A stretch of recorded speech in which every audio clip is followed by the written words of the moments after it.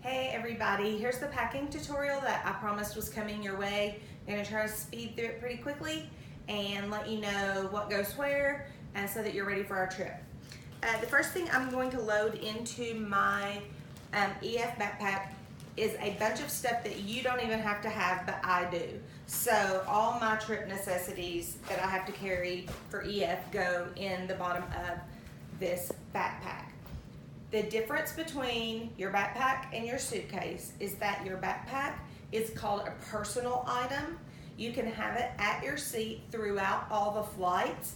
Your backpack is designed to slide underneath the seat in front of you, and so you can have access to this anytime. So anything that you want to be able to get to during the flight, you will need to put in this bag.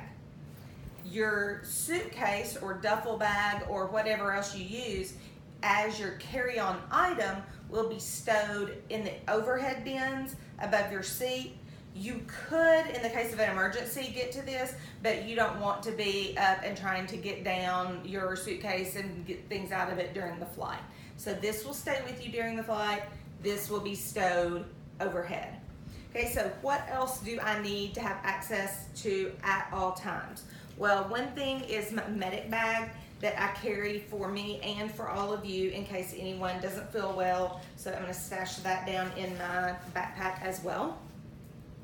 My fuzzy socks, the plane gets kind of chilly overnight and I don't want to walk barefoot on the floor, but I don't really want to have my shoes on the whole time either. So I do some fuzzy socks and I'm just going to stick them in this elastic compartment right here. And chargers, my phone charger, and everything is in this bag. There are USB ports and outlets at the seats on our overnight flight, so you don't have to, you can recharge your phone that way or use it to power a device. So I need the cords because I need to be able to get those with me. My Kindle, I'm taking it. I will need to have this Kindle available because when I go through TSA, through the security checkpoints, depending on the location and the operator, sometimes they say take out all of your electronics. Sometimes they say any electronics larger than a cell phone.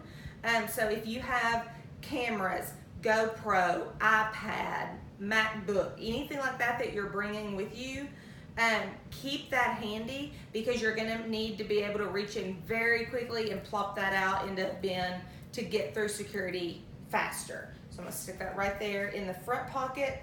Another item you're going to need to be able to get to quickly is your passport. And when we get to the airport, we will print our boarding passes and they will stay with your passport. And I want those to be super easy to get to, so I'm going to stick it right there. But this does zip closed to keep that safe. My clear liquids are another thing that I need to be able to get to quickly because depending on the security line, a lot of times they want you to pull this bag out.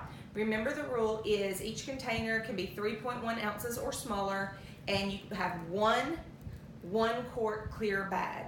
Okay, so this is mine. A quart Ziploc bag works just as well. So anything that's liquid ends up in here. I think that may be about, no, I can't forget this. Okay, this is a bag of snacks. I always keep it with me wherever I am because it's just easy. I don't want to have to buy things if anybody feels queasy. I got some granola bars. I packed some little to-go peanut butter cup things, a little bit of candy, you know, just to have with us in case we get hungry. And now that is all that's going to go in my EF backpack. I'm keeping my electronics, my passport, and my bag of liquids handy so that I can grab those when we go through security. Now I'm ready to move on to my suitcase. Some things that I'm going to need. These are my outlet converters. I have several. You may just have one. These are what you put in the plug to make our plug-ins fit the plug-ins at our location. An umbrella. This is just a little bitty mini one in case it rains one day. Usually the showers are quick and don't last all day. And usually I don't really care if I get wet, but just in case I happen to, there's an umbrella. My brush, so I can get ready. Remember I told you use little compartments for everything and that you don't have to have anything fancy. A Ziploc bag will do fine. So this is all my underwear that I don't want TSA stringing across the room. Makeup. One more thing of some extra toiletries and medicine things that I'm gonna need down there. Right now I'm wearing an outfit that I could easily wear on the plane. Just a t-shirt. I've got joggers and little Steve Madden slides. This might be my plane outfit, I don't know yet, but it would be a really comfy, easy way to fly. Don't wear anything that's too constricting. Shorts I don't recommend for on the plane because they just ride up and your legs get a little bit cold.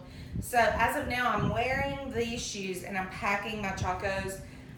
Sometimes I only take one pair of shoes and I may end up doing that. I may end up just wearing the Chacos the whole time and leaving the black shoes at home.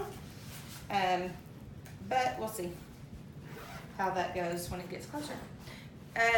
Girls, we talked about this earlier and confirmed it on the GroupMe. This is just my little crossbody bag that I use when we're out and about, when we go out for the day, if we're on the bus. You can take your backpack, but then you can leave your backpack on the bus and all you have to have with you is money and your phone if you're using your phone. So you could use a little crossbody bag to put that stuff in. The driver will stay with the bus. It's locked and secured, so you don't ever have to worry about whatever you've left on the bus. And you can just take with you what you need. Guys, you're pretty lucky. You probably just have pockets for that kind of stuff. Now, all that's left are my clothes. We've talked about re-wearing clothes, not overpacking, and re-wearing again and again. Remember, you can wash your clothes out in the hotel rooms at night in the sink. You can spray them down with some Febreze and wear them again and not have to worry about a ton of clothes. So I'm gonna do pajamas in this bag. And for timing's sake, I'm gonna pretend that I folded those all nice and neat and zip that all the way. Toss it in there. Next, I'm gonna have shirts. Here's a little sweater that I'm gonna take, and then the 3 shirts that I showed you. I have gray and white, black and white, and gray. That way everything matches everything. I don't have to worry about what shirt goes with what pants or with what shorts. That all just coordinates easily. Toss that in. And then my pants, I'm taking 2 pair. One pair is on my body. The other pair goes right here. Right now, I've got 2 pairs of shorts. I may change one of these out for a pair of pants, depending on what the weather's looking like. It's looking like we're gonna get lots and lots of 70s and not many 80s, which is wonderful. And so I dropped these in the bag. So here are my clothing pouches. I just dropped them on top of that. And as you can see, I mean, I've still got plenty of room to bring things home if I buy souvenirs.